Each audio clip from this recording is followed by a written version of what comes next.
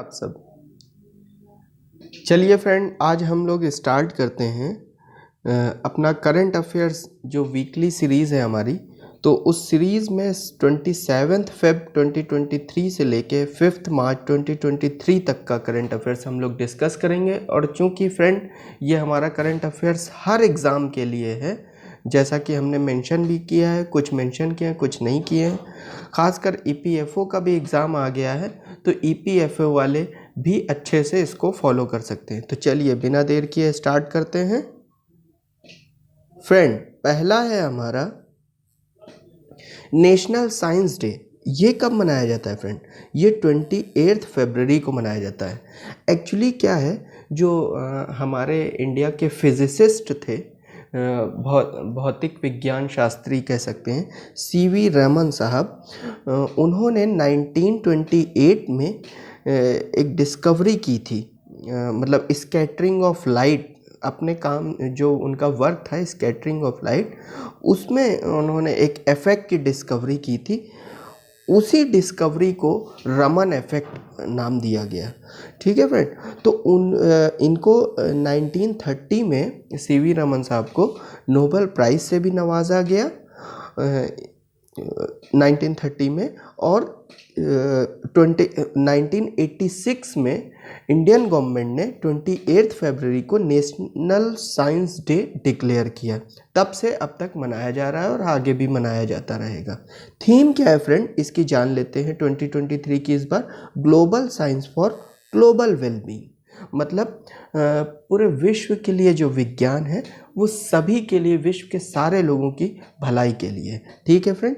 एक बिल आया है यूपी की, जो हमारे उत्तर प्रदेश की लेजिस्लेटिव असेंबली है, वो पहली ऐसी लेजिस्लेटिव असेंबली इंडिया में बन गई जिसने मोलेसेस कंट्रोल अमेंडमेंट बिल 2023 पास किया है। इसमें इन्होंने कहा है कि फार्मर्स पे और गुड़ पे, जैगरी, इन दोनों पे कोई भी टैक्स इम्पोज नहीं किया जाएगा। लेकिन एक रेगुलेटरी चार्ज जो है, रेगुलेशन वगैरह करना पड़ता है ना गवर्नमेंट को, बहुत सारे रेगुलेशन, तो वो रेगुलेटरी चार्ज 20 रुपीज़ पर क्विंटल खंडसरी यूनिट को देना होगा। तो ये इतना डिटेल आपको याद रखने की ज़रूरत नहीं है, बस इतना जान लीजिए कि हाल ही में पूछ लेगा कि किस स्टेट ने molasses control amendment bill pass किया है, तो वो उत्तर प्रदेश ने किया है। फ्रेंड, एक बुक है Modi shaping a global order in flux. तो ये मोदी जी पे लिखी गई है। इसको लॉन्च किसने किया है? लॉन्च जेपी नड्डा साहब जी ने किया है। और फॉरवर्ड इसके बारे में कुछ प्रस्तावना, कुछ शुरुआत में कुछ एक ब्रीफ में बताना, वो डॉक्टर एस जयशंकर जी जो हमारे विदेश मंत्री हैं उनके द्वारा किया गया है। इसके ऑथर एक्चुअली फ्रेंड कौन है? सुजान चिनोय विजय चौथियावाल। सुजान चिनोय विजय चौथियावाल इसके Modi shaping a global order in flux book के हैं। ठीक है फ्रेंड। लॉन्च का ध्यान रखिएगा, जेपी नड्डा साहब ने किया है। इंडियन फिजिकल फेडरलिज्म, ये भी एक बुक है। इस तरह की बुक तो समझ लीजिए, मतलब ये मोस्ट इम्पॉर्टेंट मैं इसको मानता हूँ। इस तरह के क्वेश्चन में आप उठा के देखिए, प्रीवियस ईयर के आरओ एग्ज़ाम में पूछा गया है। यूपी पीसीएस बड़ा फेवरेट होता है इस तरह का स्टेट पीएससी के लिए क्वेश्चन। तो वाईवी रेड्डी जी जो आरबीआई के पूर्व गवर्नर रहे हैं, कौन से नंबर के थे आप कमेंट करके बताएंगे हमें। और G R Reddy ji, Y V Reddy and G R Reddy ji, इन दोनों ने मिलकर एक बुक लिखी है इंडियन फिजिकल फेडरलिज्म। अच्छा, अब देखिए, इंडियन ऑयल कॉरपोरेशन जो है वो पहला ऐसा बन गया है जो ग्रीन हाइड्रोजन प्लांट्स सेटअप करने जा रहा है। कौन से प्लांट्स? Green hydrogen plants. इसकी जितनी भी रिफाइनरीज हैं इंडियन ऑयल कॉरपोरेशन की, जिससे क्या हो सके, एमिशन जो है वो नेट ज़ीरो एमिशन हो सके। और कब तक ये पूरा अपना टारगेट पूरा कर लेगा? 2046, 2046 तक। मतलब जब हमारी आज़ादी के 100 साल होंगे 2047 में, उसके एक साल पहले ही नेट ज़ीरो एमिशन को अचीव करने का आईओसी का टारगेट है। ठीक है फ्रेंड। एक एयर एक्सरसाइज है डेजर्ट फ्लैग 8। ये 8वें नंबर की हो रही है इसलिए 8 बोल दिया है। डेजर्ट फ्लैग एक्सरसाइज कौन कराता है? एयरफोर्स एक्सरसाइज तो ये आपकी यूएई कंडक्ट कराता है, यूएई ऑर्गेनाइज कराता है। इसमें बहुत सारी कंट्रीज़ पार्टिसिपेट करती हैं इंक्लूडिंग यूएसए वगैरह भी, और इंडिया भी इसमें पार्टिसिपेट करता है। तो इंडिया का जो एलसीए है, लाइट कॉम्बैट एयरक्राफ्ट एलसीए तेजस, वो पहली बार किसी इंटरनेशनल इस तरह की एयर एक्सरसाइज में पार्टिसिपेट करने जा रहा है। तो ये नाम पूछा जा सकता है कि कौन सा हमारा एयरक्राफ्ट कहाँ पे पार्टिसिपेट किया है, तो डेजर्ट फ्लैग 8 में पार्टिसिपेट किया है, यूएई की जो द्वारा होती है। अब एफएटीएफ का हमने लास्ट वीक आपको बताया था कि रशिया की जो यूक्रेन से वॉर चल रहा है, इसलिए रशिया को सस्पेंड कर दिया है एफएटीएफ ने, फाइनेंशियल एक्शन टास्क फोर्स, जैसा कि आपको पहले भी बता चुके हैं। एफएटीएफ एक्चुअली फ्रेंड क्या करता है, क्या है, ये एक ग्लोबल मनी लॉन्ड्रिंग और टेररिस्ट फाइनेंसिंग का वॉचडॉग है, नज़र रखता है कि इन जगह गलत जगह पैसा तो नहीं इस्तेमाल हो रहा है। और ये सब चीज़ें देख के ये जो है उसी हिसाब से मेंबर कंट्रीज़ की मेंबरशिप वगैरह को सस्पेंड करता है या रिटेन करता है, या उन्हें ग्रे लिस्ट उसमें डालता है। जैसे पाकिस्तान को ग्रे लिस्ट में डाल रखा है, तो ग्रे लिस्ट में साउथ अफ्रीका को भी हाल ही में डाला है और नाइजीरिया को भी डाला है। ठीक है, इंडिया इसका कब से मेंबर है एफएटीएफ का? देखिए 2006 में ये इसका ऑब्जर्वर मेंबर था, और 2010 से जो है इंडिया इसका परमानेंट मेंबर है एफएटीएफ का। ठीक है फ्रेंड, मैं इरेज कर देता हूँ, आप इसका स्क्रीनशॉट लीजिए और जल्दी से आगे बढ़ते हैं। अब देखिए फ्रेंड, अभी जर्मन चांसलर हैं, वो 2 दिन की विजिट पे थे हमारे इंडिया में। तो ये तो नहीं पूछता है कि कौन विजिट पे था, लेकिन जब इस तरह से कोई विजिट पे आता है तो वो न्यूज़ में आ जाता है। तो वो फिर अगर नए अपॉइंट हुए हैं या ऐसा कुछ अपॉइंटमेंट है जिन्हें कम लोग न्यूज़ में आ रहा है ना, तो उस पर क्वेश्चन पूछ लेता। तो जैसे 4 कंट्रीज़ के प्राइम मिनिस्टर या प्रेसिडेंट दे दिया और मैच द फॉलोइंग करा दी, या किसी एक कंट्री का नाम दे दिया प्रेसिडेंट का या प्राइम मिनिस्टर का या चांसलर, और कह देंगे कौन है इसमें। तो इसलिए इस तरह से पता होना चाहिए जो खासकर न्यूज़ में है, सारे की ज़रूरत नहीं है। तो ओलेफ स्कॉल्स जो हैं वो जर्मन चांसलर हैं, जो कि अभी 2 डे विजिट पे इंडिया आए थे। अब देखिए वर्ल्ड बुक फेयर 2023 की बात करेंगे। यह हमेशा बुक फेयर प्रगति मैदान नई दिल्ली में होता है और 2023 का भी हुआ है। तो इस बार की थीम क्या थी? आज़ादी का अमृत महोत्सव। और इस बार हमारे गेस्ट ऑफ ऑनर कौन थे हमारे इंडिया में इस बार वर्ल्ड बुक फेयर 2023 के? फ्रांस कंट्री था। कौन था? फ्रांस था। तोरखम बॉर्डर ये न्यूज़ में है। एक्चुअली क्या है, ये पाकिस्तान और अफ़गानिस्तान के बीच का बॉर्डर है। तो इश्यूज़ चलने की वजह से अभी ये 5-6 दिन कुछ दिन बंद कर दिया गया। तो इस वजह से ये न्यूज़ में है तोरखम बॉर्डर। तो पूछा जा सकता है 4 मिडिल ईस्ट की कंट्रीज़ दे दी, 4-5 कंट्री, और पूछ लेगा कि इसमें से किसका ये बॉर्डर है। तो नाम तो ऐसा है कुछ समथिंग उधर साइड पर्शियन अरेबिक कह लीजिए। तो अगर नहीं ध्यान से किसी ने पढ़ा है तो गलत करने के चांस होते हैं। इसलिए तोरखम बॉर्डर पाकिस्तान और अफ़गानिस्तान के बीच में। हमारा लोगो, हमारी क्लासेस का नाम cardinal learning classes, logo CLC। 1 March किस डे के नाम से मनाया जाता है? World civil defence day. World civil defence day 1 March. G20 के फॉरेन मिनिस्टर्स की मीटिंग फ्रेंड कहाँ पे हुई है? न्यू दिल्ली में हुई है, हाल ही में न्यू दिल्ली। त्रिशूर टेम्पल जो केरला का है, इसने एक बड़ा अच्छा यहाँ पे इनिशिएटिव लिया गया। पेटा आप जानते हैं फ्रेंड? आपको पेटा के बारे में बता दिया जाए। ये पेटा जो है people for the ethical treatment of animals के साथ भी एक एथिकल जस्टिफाइड ट्रीटमेंट होना चाहिए उनको। मतलब ह्यूमन से नीचे नहीं समझना चाहिए। जैसे कि एक माइंडसेट चलता आ रहा है कि ह्यूमन सुप्रीमेसिस्ट वर्ल्ड व्यू, तो ये नहीं होना चाहिए, सब बराबर। इसको एक तरह से आप ये भी समझ लीजिए, अभी मैंने एनवायरनमेंट का लेक्चर कल ही अपलोड किया है, आपने देखा होगा। उसमें बहुत अच्छे से एनवायरनमेंट के कॉन्सेप्ट समझाए, एक बार ज़रूर देखिएगा, आपको बहुत पसंद आएगा, आपके सारे कॉन्सेप्ट क्लियर हो जाएंगे। तो उसमें मैंने डीप इकोलॉजी की बात की, जिसमें डीप इकोलॉजी क्या होता है? डीप इकोलॉजी फ्रेंड यही होता है ना कि जिसमें क्या है कि सबकी इक्वल एक इम्पोर्टेंस है, मतलब सबकी अपने हिसाब से इकोलॉजी के पॉइंट ऑफ व्यू से इम्पोर्टेंस, ह्यूमन के पॉइंट ऑफ व्यू से वो कुछ बेनिफिट दे पा रहे हैं नहीं दे पा रहे हैं, लेकिन जो एनवायरनमेंट इकोलॉजी है हमारी बायोस्फीयर, उसके हिसाब से उनकी क्या इम्पोर्टेंस है, उस हिसाब से उसको देखा जाता है। तो उसी तरह से उसमें फिर कोई जानवर कोई एनिमल आपका ह्यूमन से नीचे नहीं, सब एक जैसे माने जाते हैं कि जितनी लाइफ की वैल्यू आपकी है एक ह्यूमन की, उतनी ही एनिमल्स की। तो इन्होंने क्या किया, साउथ साइड में एनिमल्स का जो यूज़ होता है, मतलब पूजा वगैरह में होते हैं और या कुछ ऐसे रिचुअल्स होते हैं।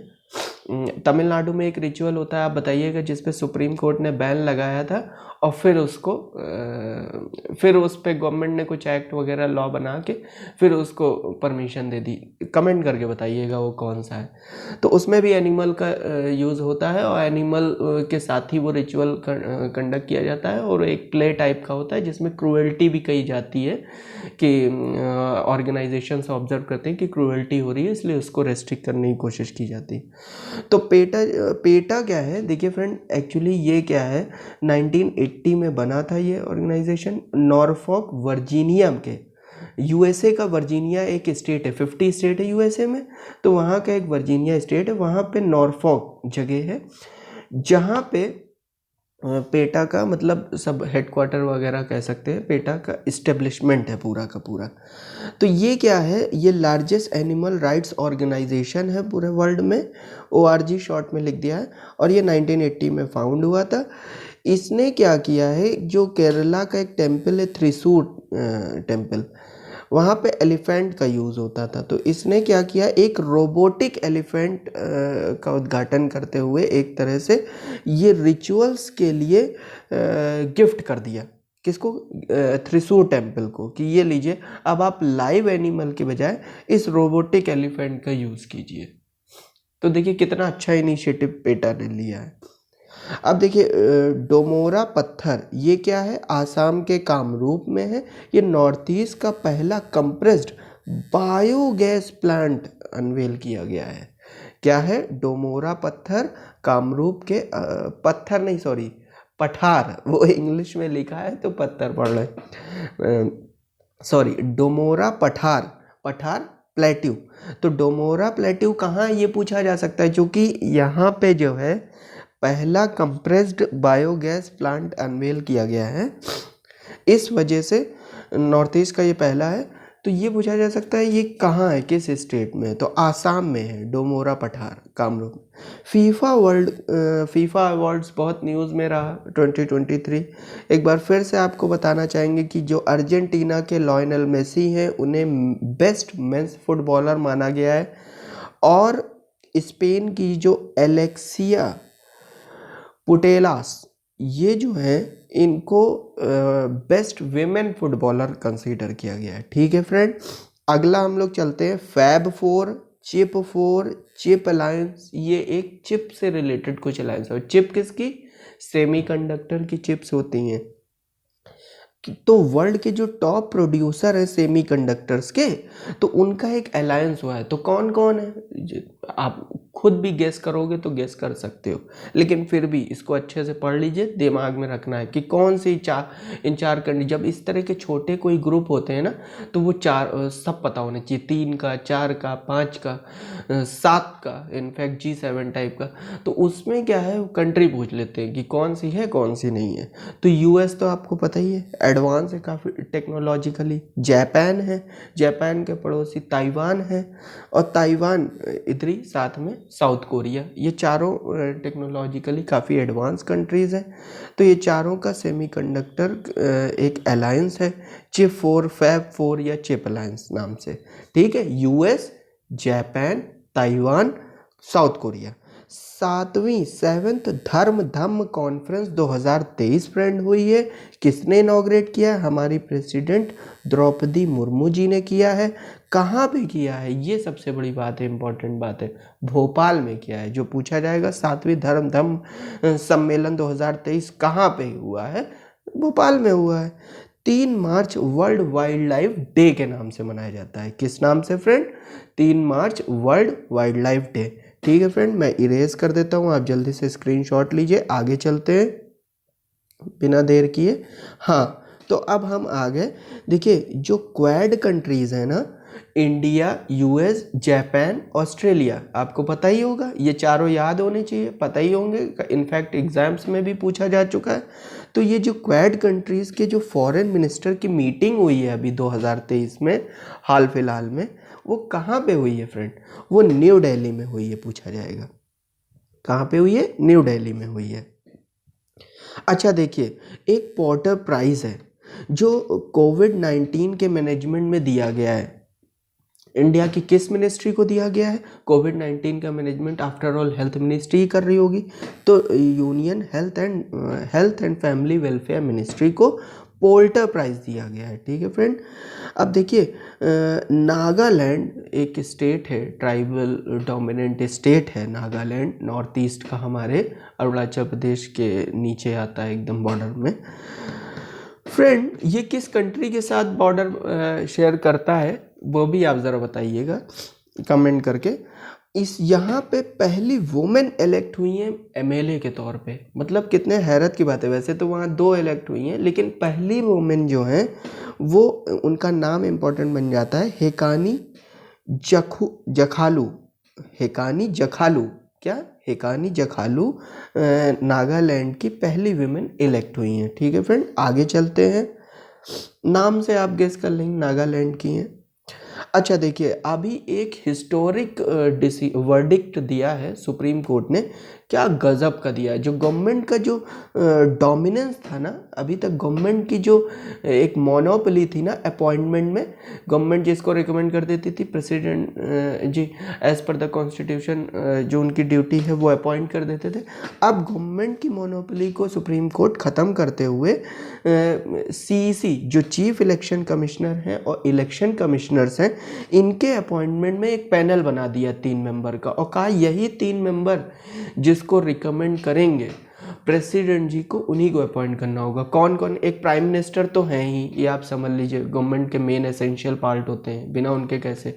दूसरा, लोकसभा में जो लीडर ऑफ अपोजिशन है, वो आपको पता ही होगा 10% वाला रूल, तो जो भी माना गया हो, और नहीं होगा तो वो अलग केस है। और तीसरा जो है वो chief justice of India, CJI, chief justice of India, मतलब जुडिशरी का भी इन्वॉल्वमेंट हो गया अब चीफ इलेक्शन कमिश्नर और इलेक्शन कमिश्नर के अपॉइंटमेंट में।